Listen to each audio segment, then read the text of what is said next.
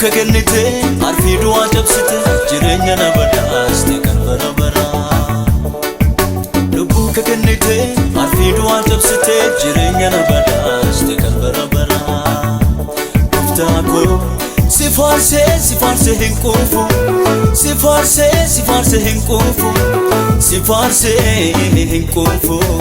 Galata danuu kuufadhee halkanii guyyaa dhaabadhee ani yoon si waaqesse dhufu.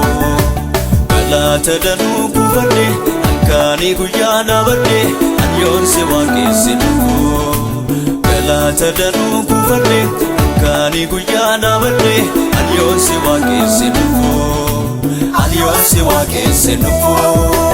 Ani yoon si waaqesse dhufu. Ani yoon si waaqesse dhufu. Ani yoon si waaqesse dhufu.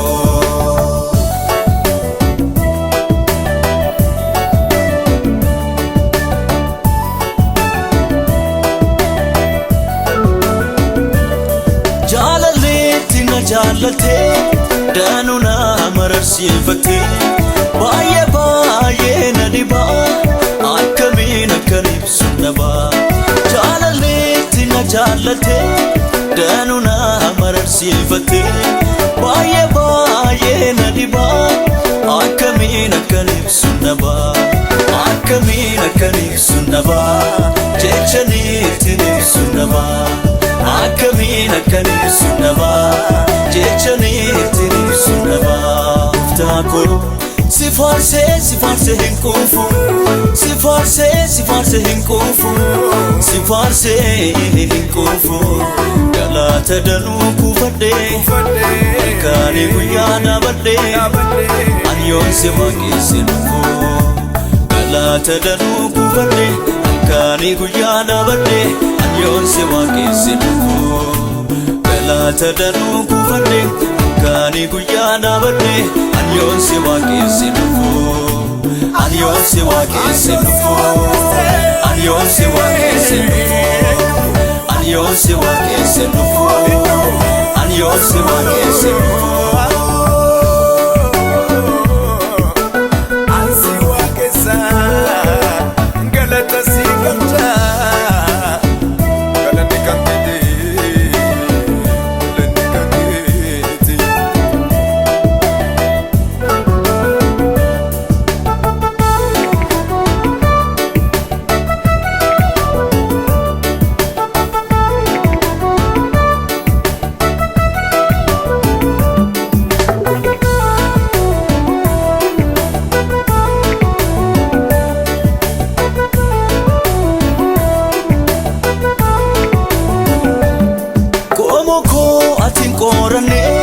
Hirrina koo silla koofne akkasumatti na jaalatte qulqullootatti na makte. Qomoo koo ati hin qoranne hirrina koo silla koofne akkasumatti na jaalatte qulqullootatti na makte.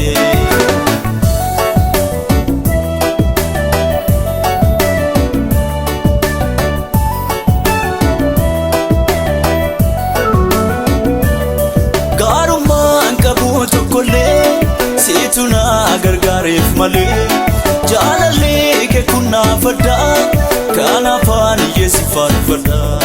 Gaarummaan qabu tokkollee situ na gargaareef malee jaalallee kee kun naafadhaa kan afaan iyyeessi faarfadhaa.